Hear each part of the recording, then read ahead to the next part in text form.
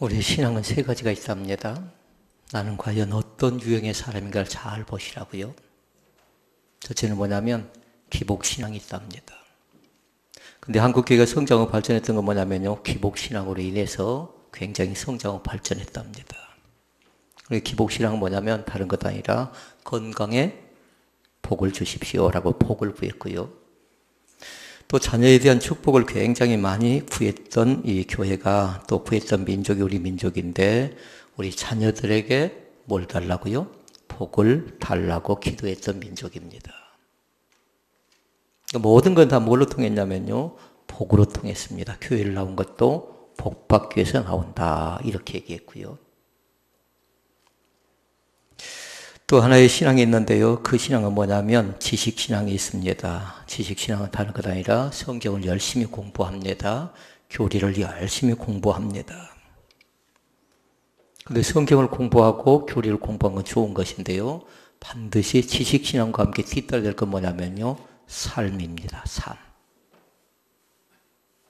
그리고 이 두 가지를 잘 보라고요. 하나는 기복신앙, 하나는 지식신앙. 그런데 이 신앙엔 문제가 있어요. 기복신앙은 무슨 문제가 있냐면요, 자녀의 복을 구할 때 자녀에게 복이 임하지 않으면 신앙을 떠날 가능성도 있습니다.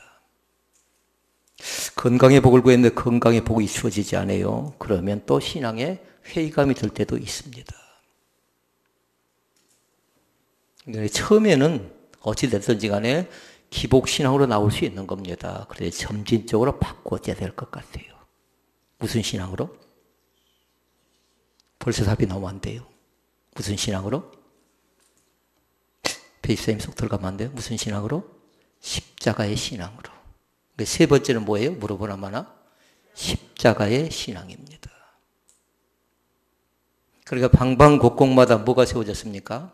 십자가가 세워졌고요. 모르겠는데 여러분의 목걸이가 아마 십자가 목걸이를 받는 사람들, 십자가를 또 메고 있는 사람들, 남편이 만약에 하나에게 큰 목걸이를 선물한다면요, 남편들이 아멘 해야 되는데 십자가를 선물하라고요. 이미 생일 돌아간 사람들 놔두고 이제 생일이 돌아올 사람들이 쭉 있더라고요. 저는 2021년도가 굉장히 기분 좋은 날 1월 1일 날 제 생일이더라고요. 이제 뭐 제 걸 보려고 그런 건 아니고 무슨 일정을 쭉 확인하는 과정 가운데요. 그러니까 기복신앙은 한계가 있다고요. 문제가 다분히 있다고요. 지식신앙은 어쩌냐? 지식신앙도 조심해야 돼요. 두 가지의 특징이 있어요. 하나는 뭐냐면 지식신앙은 잘못하면 머리에 그치기 때문에 교만할 가능성이 있습니다. 그리고 지식신앙의 한계점은 뭐냐면요, 열정이 없어요. 또 하나가 있어요. 너는 배우지 못했지, 너는 알지 못하지 하면서 상대방을 무시할 가능성이 있는 것이 뭐냐면 지식신앙입니다. 그렇게 이 시간 정리를 해보게요. 기복신앙은 처음에는 그렇게 신앙생활을 한다 할지라도 우리가 그렇게 전도를 했어요. 예수 믿으면 썰렁하면 안 돼요. 예수 믿으면 복 받습니다. 그렇게 전도했다고요. 그게 기복신앙이라고요. 예수 믿으면 복도 같이 오지만요, 예수 믿으면 희노애락을 다 같이 겪는다고요. 어려움도 같이 다 겪는다고요. 그런데 사람들은 뭘 얘기만 해요? 복만을 얘기하니까 교회를 다녀봤자, 믿어봤자, 교회 가서 예배를 드렸음에도 불구하고 나는 여전히 똑같더라, 그렇게 생각해버리는 겁니다. 그렇게 이제 전도할 때 무엇으로 전도해요? 십자가로 전도하시라고요. 십자가. 그러니까 우리 기독교는 무슨 종교다? 말씀의 종교, 은혜의 종교, 피의 종교, 또 오늘은 무슨 종교? 십자가의 종교인 것을 믿습니다. 그러니까 우리에게 심볼이 하나 있어요. 그건 뭘까요? 우리 기독교의 심볼은 십자가라고. 십자가. 그 은혜가 넘쳐날 수 있기를 주의 이름으로 축원을 드립니다. 십자가의 신앙만이 우리에게 있어서요, 은혜를 가져다 주고요, 또 감사를 가져다 주고, 또 넘치는 축복을 우리에게 안겨주실 줄로 믿습니다. 그리고 이제 정리가 됐죠? 나는 이제 무슨 신앙이다? 십자가의 신앙을 가지고, 때로는 십자가의 신앙을 지고, 십자가를 따라가고, 십자가와 함께 살아가는 사람인 것을 나는 이제 소유하시라고 믿습니다. 목사님 저도 마찬가지예요. 다른 것 아니에요. 목사 안수를 받을 때에 십자가의 신앙을 갖겠습니다. 그래야 다른 것 아니라 성도들을 기복적으로 이끌지 않고 성도들을 지식적으로 이끌지 않겠지요. 그러니까 십자가의 신앙은 다른 것 아니에요. 좀 부족해도 괜찮합니다. 좀 모자라도 괜찮합니다. 좀 시험 가운데 빠져도 괜찮합니다. 그러나 하나님께서 완전히 그 사람을 버리지 않고 완전히 낙담시키지 않습니다. 새로운 가능성을 주신다라는 겁니다. 그러면 십자가가 제일 잘 나타나는 것이 뭐냐면요. 계명입니다. 계명. 무슨 계명인가요? 십계명입니다. 그러니까 십계명을 여러분 잘 이해하려면요. 수직과 수평을 기억해야 돼요. 그런데 중요한 건 뭐냐면 십자가를 통해서는 반드시 교통이라는 단어를 잃어버리면 안 돼요. 또 요즘엔 소통이라고 많이 하죠. 교통하는 겁니다. 얼마만큼 하나님과 여러분 교통하고 계시고 얼마만큼 사람과 교통하고 있는가를 잘 살펴보라고요. 교통과 소통을 잘 기억하라고요. 가정에 문제가 찾아오고 교회에 문제가 찾아오고 나라와 민족이 문제가 찾아온 건 이 교통, 소통의 문제이지 않나 그렇게 생각을 합니다. 별로 큰 건 아니에요. 별로 크나큰 문제는 아님에도 불구하고 이 교통의 문제가 있고 소통의 문제가 있는데 이 십자가 자체는 반드시 그 뜻은 뭐라고요? 교통, 가로 열고 소통 이렇게 적어 놓으시라고요. 수직적인 것이 있다고 했어요. 수평적인 것이 있다고 했습니다. 수직적인 것은 1계명부터 4계명까지예요. 1부터 4까지. 위에 누가 계실까요? 하나님. 아래는 내가 있습니다. 하나님과 나 사이에 뭐라고요? 여러분 답은 교통. 그리고 하나님과 나 사이에 소통이 있어야 될 줄로 믿습니다. 그런데 십자가가 그렇게 완성된가요? 십자가는 그렇게 크로스로 또 완성이 돼. 십자가는 다른 것 아니라 이제는 또 수평적인 것이 있어야 되겠잖아요. 남편이 있고 아내가 있고 목사가 있고 성도가 있고 또 살아가는 성도들과 성도들 사이가 뭐냐면 수평적인 것인데 사람과 사람 사이에도 교통과 소통이 있어야 될 줄로 믿습니다. 오늘 이 말씀을 이해했다면요. 오늘 말씀을 끝까지 다 말씀을 나누셔도 괜찮습니다. 그렇게 이 말씀 갖고 살아가는 겁니다. 이 말씀 가지고. 그러니까 출애굽기 20장에 십계명이 나와 있는데 그 십계명의 말씀에 담겨진 뜻과 의미를 통해서 우리에게 주어진 하나님의 복도 있고 은혜도 있고 평강도 있고 또 감사도 넘쳐난다는 겁니다. 11절 말씀 우리가 몇 번 읽었지요? 다시 읽습니다. 11절 시작. 예수 그리스도로 말미암아 의의 열매가 가득하여 하나님의 영광과 찬송이 되게 하시기를 구하노라. 그 세 가지를 잘 기억하라고요. 하나는 예수 그리스도입니다. 아멘. 예수 그리스도. 그리고 또 하나가 나오지요. 뭐가 나온가요? 의의 열매가 가득하답니다. 반대로 얘기하면 불의의 열매도 있답니다. 그런데 하나님이 기뻐하지 않습니다. 의의 열매가 가득할 수 있기를 바랍니다. 그 가운데 제일 중요한 의는 뭐냐면요. 마태복음 6장 33절에 나왔어요. 너희는 먼저 그의 나라와 그의 의를 구하라. 그러니까 우리 기독교는 다른 건 아니에요. 하나님 나라를 구하는 겁니다. 하나님의 의를 구하는 겁니다. 이 땅 가운데 진정한 하나님 나라가 임하게 하옵소서 하고 구하는데 이 땅에는 완전한 것이 없지요. 교회도 완전하지 않고 목회자인 저도 완전하지 않고 여러분도 어쩐가요? 완전하지 않습니다.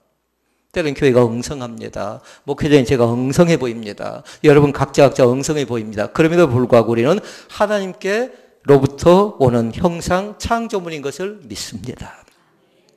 때로는 부족하다 할지라도 때로는 모자다 할지라도 너는 목사로서 자격이 없으니까 너는 교회에서 가치가 없으니까 너는 성도로서 자격이 없으니까 이렇게 하고 정지한가요? 결단코 그렇지 않습니다. 그러나 고백할 건 고백해야 돼요. 죄를 지었으면 하나님 잘못됐습니다. 고백하실 수 있기를 바랍니다. 감추면 안 돼요. 그게 습관이 되어지고 그것이 하나의 나중에 병폐가 되어질 가능성이 다분히 있거든요. 인정하라고요. 무엇을 내가 어떻게 어디서 잘못했는지 구체적으로 체계적으로 잘 인정하시라고요. 그럼 주님은 또 꼬치꼬치 따진가요? 그렇지 않습니다. 내가 너의 죄를 안다. 내가 너의 슬픔을 안다. 내가 너의 눈물을 안다. 너의 마음속에 있는 근심들, 너가 묵상하고 있는 것이 무엇인가를 안다라고 말씀하십니다. 그리고 우리는 찬양 그렇게 하죠. 나를 아시는 주님. 내 형편을 아시기도 하고 내 속상한 눈물도 아시기도 하고 내 답답함을 아시기도 하면서 어찌하여 불안하고 어찌하여 초조하여 하느냐라고 말씀하십니다. 그때 주님께 당당히 나갈 수 있기를 바랍니다. 찬양으로 나가시라고요. 찬송함으로 나가시라고요. 자, 그러면 말씀을 세 가지로 정리하고 말씀을 마칩니다. 첫째는 뭐냐면요, 하나님과의 교제입니다.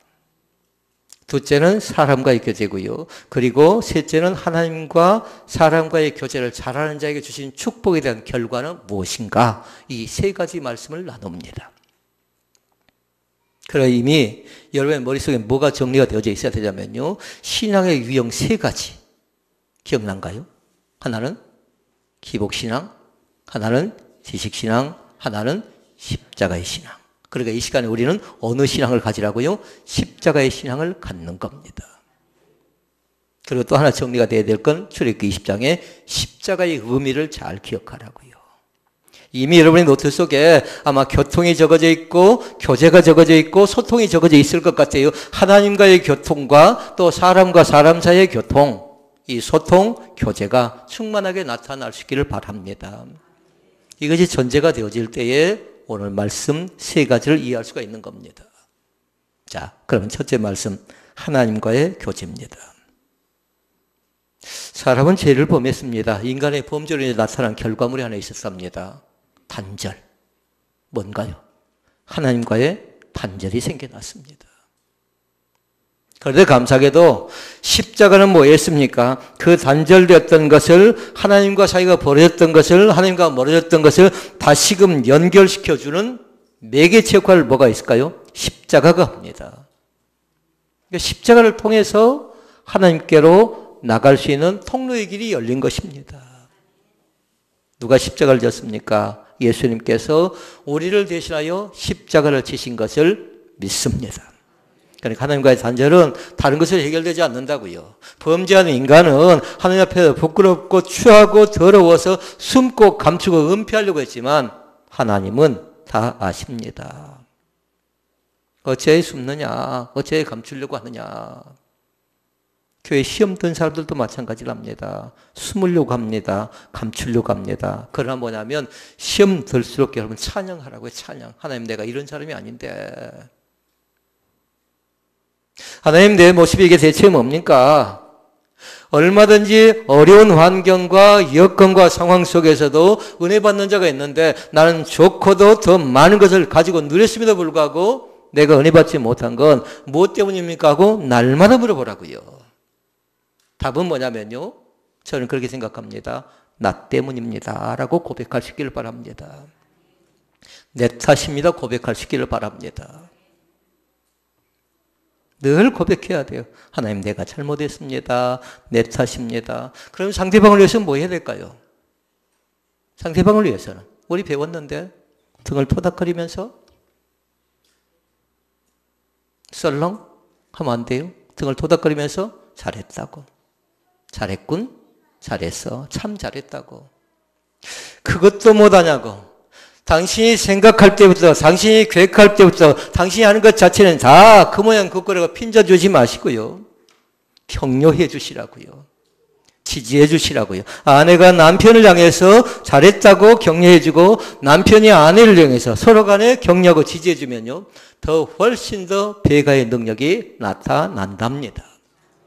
그러니까 칭찬을 먹고 산대요. 격려를 먹고 산대요. 자녀도 마찬가지입니다. 무작정 자녀에게는 잘했다 잘했다 얘기할 수는 없는 겁니다. 자녀는 반드시 뭐냐면요, 믿음으로 양육할 수 있기를 바랍니다. 이걸 뭐냐면요, 훈육하는 겁니다. 무엇이 옳은 것인가 무엇이 그런 것인가 아직은 분별력이 없잖아요. 그러니까 자녀는 가리키는 겁니다. 그래서 자녀를 믿음으로 잘 양육해서, 믿음의 양육자가 누구냐면요, 부모예요. 부모. 어떻게 신앙생활하는가 점검하는 겁니다. 하나님과 교제는 세 가지로 나타납니다. 하나는 뭐냐면요, 기도를 통해서 하나님과의 교제가 나타납니다. 이 기도는 성도가 할 수 있는 하나님과 인격적으로 교제를 나눌 수 있는 가장 효과적이고 행복한 모습이자 행복한 수단이 뭐냐면요, 기도예요. 그러니까 기도는 하나님을 만날 수 있는 통로라고요. 이방 종교도 기도를 합니다. 그리고 성경을 믿는, 하나님을 믿는 사람도 기도합니다. 그러니까 이방의 종교는 어떻게 기도한가 잘 봐야 돼요. 상대방의 의지와 상관없이 일방적으로 자기 기도를 드리고 있어요. 상대방의 의도를 잘 보라고요. 상대방의 의도는 뭐냐면요, 우리 성경적인 기도는 달라요. 상대방은 누구예요?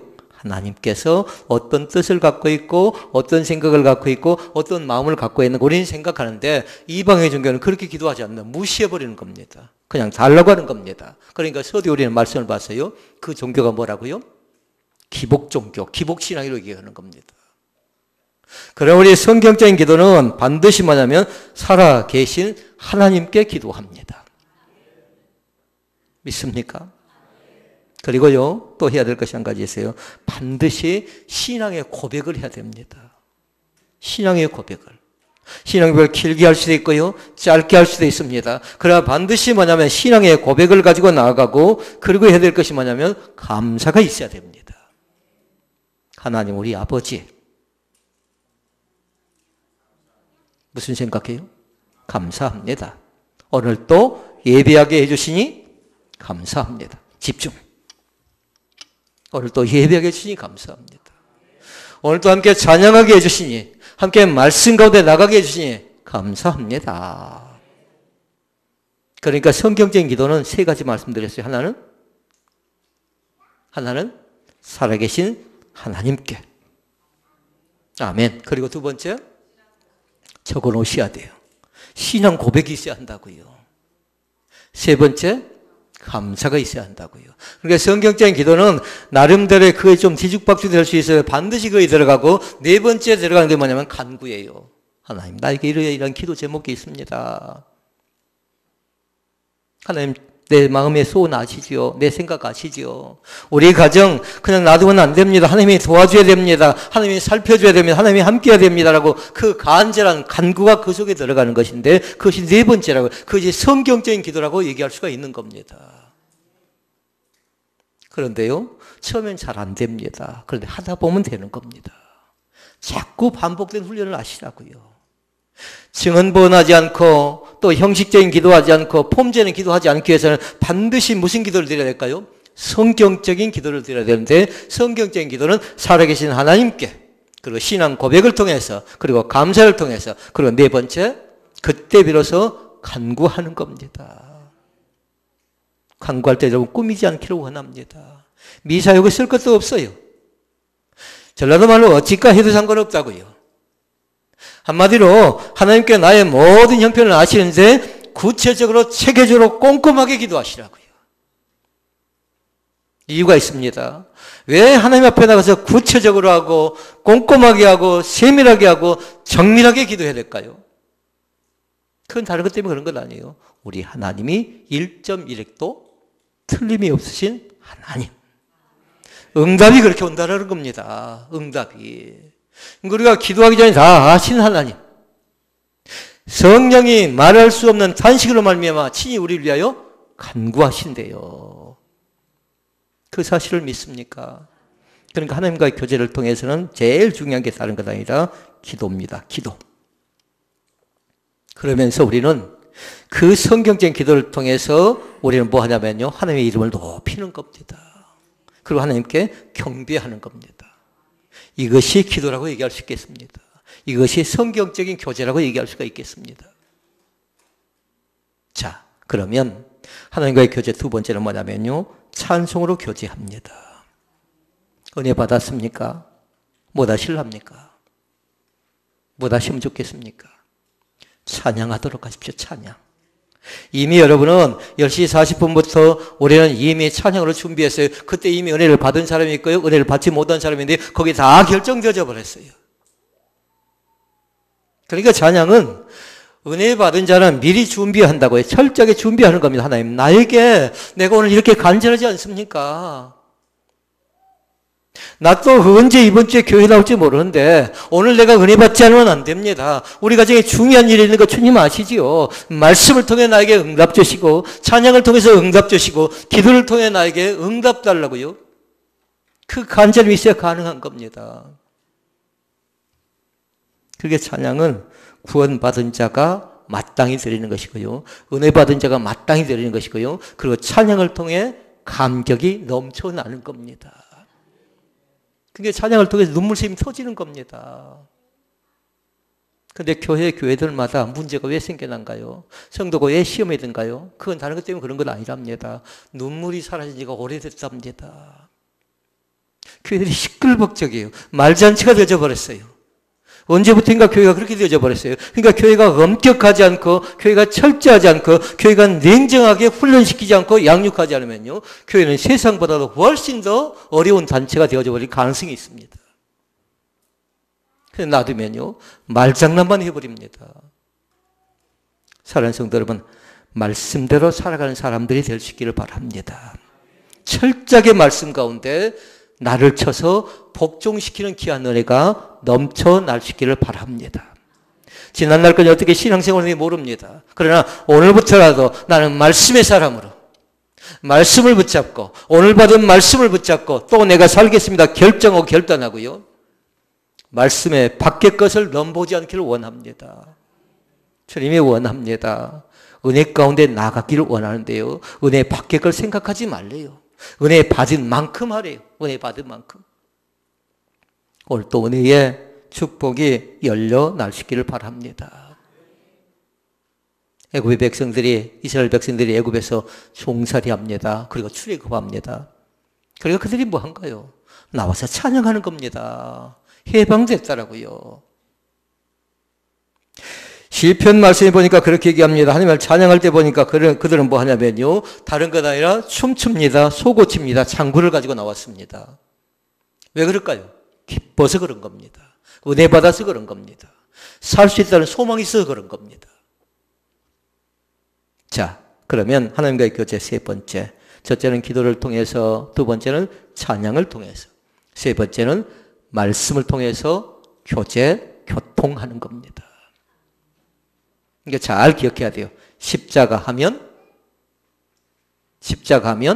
교통을 생각하고, 십자가 하면 가로 열고 소통을 생각하고, 그리고 줄을 다 긋고 그것이 교제가 되어져야 돼요. 이해할 수 있겠나요? 그 사실을 믿을 수 있겠나요?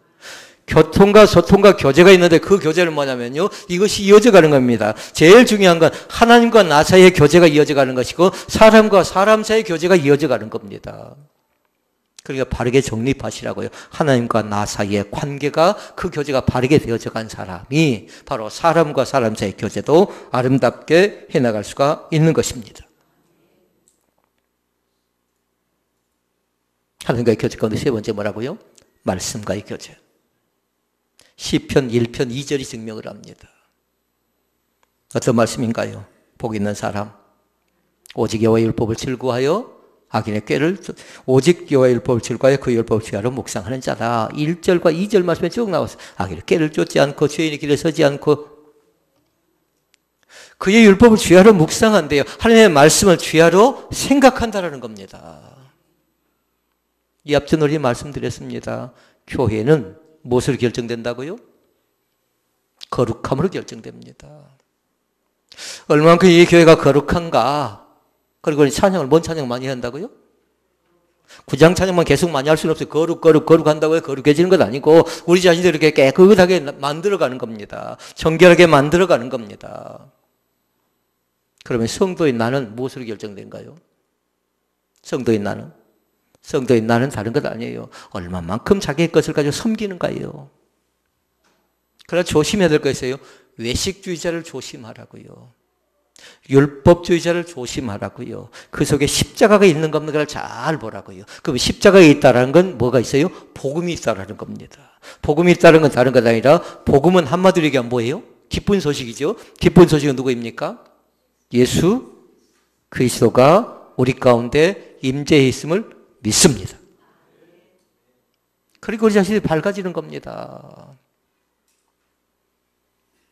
지난 목요일날 우리는 직장인들 신의 모임을 가졌거든요. 근데 2시간 동안 우리 예배 드렸거든요. 근데 방방 떴어요. 은혜 받는 사람이 생겨났어요. 왜 그런 줄 압니까? 그 예배를 광주시에 속해 있는 사람들, 직장인들 가운데 감춰진 그리스도인뿐만 아니라 함께 모여서 예배를 드릴 사람들을 위해서 직장인들이 뭐였냐면요, 기도했거든요. 그래서 그 시간이 굉장히 뜨겁고 좋았습니다. 거기에 참석했던 사람들이 간증을 하는데요, 정말 은혜 받았습니다. 아멘. 아멘. 아멘. 정말 은혜 받았습니다 해요. 그러면서 얘기합니다. 이제 직장에 들어가서 나도 당당하게 믿는 사람으로 자존감을 갖고 살 것 같다라는 겁니다. 우리도 마찬가지입니다. 믿음으로 살아갈 수 있기를 바랍니다. 은혜 받은 것으로 살아갈 수 있기를 바랍니다. 하나님께서 우리 가운데 주신 것은 형식이 아니고 위선이 아니고 경험이나 경력이 아니라는 거예요. 어떤 직분도 아니라는 겁니다. 그러나 우리는 그동안 허세떨었지요. 내가 경험했으니까, 내가 지난날에 은혜 받았으니까. 그러나 지금의 모습은 어쩌자는 겁니다. 지금 은혜 받을 수 있기를 바랍니다. 오늘 은혜 받지 못하면 우리는 뭐냐면요, 또 내일 실망하고 또 내일 절망하고 선포하시려고요. 나는 다시 시작할 것이다. 어디서요? 오늘 시작하고 여기서 시작하고 지금부터 시작했다는 결정을 반드시 해나갈 수 있기를 바랍니다. 그때 주님은 뭐 하실까요? 하려고 하는 사람들에게 기회를 주십니다. 해보려고 하는 사람들에게 너는 해봤자 안 돼 하고 정지하는 것 아니라 하려고 하는 사람들에게 하나님은 기회를 주시면서 은혜의 깊은 강가로 초대해 주실 줄로 믿습니다. 주님이 하신 일이거든요. 그때 마음이 약한 자들이 마음이 강하게 되고요. 은혜 받지 못한 자들이 은혜 받게 되고요. 하나님을 진실로 섬기지 못했던 자들이 하나님을 진실되게 섬기고요. 오늘 말씀을 정리합니다. 나는 이제 복만을 위해서 살아가는 사람이 아닙니다. 우리는 두 가지를 위해 살아가야 돼요. 하나님 나라를 위해 살아가야 되고, 또 하나는 하나님의 의를 구하면서 살아가야 되고. 아까 말씀 어디였나요? 예, 마태복음 6장 33절에 기록된 말씀. 너희는 먼저 그의 나라와 그의 의를 구하라. 그리하면 이 모든 것을 너희에게 더하시리라. 이렇게 말씀합니다. 오늘 하나님 만날 수 있기를 바랍니다. 오늘 내가 예수님 만나면 찬양이지요. 하나님 나라의 공주가 되고 하나님 나라의 왕자가 된답니다. 하나님의 자녀들은 모든 사람들에게 그리스도의 신분을 허락하셨어요. 너는 내 아들이라고, 너는 내 딸이라고 그분께 속하기만 하면요, 주님께서 우리를 넉넉히 믿음의 자리 가운데 초대해 주십니다. 이제 믿는 사람으로 당당하게 살아가고요, 은혜 받은 자로 당당하게 믿는 자의 모습을 드러낼 수 있는 귀한 축복이 우리 가운데 넘쳐나시기를 주의 이름으로 축복을 드립니다. 기도하시겠습니다.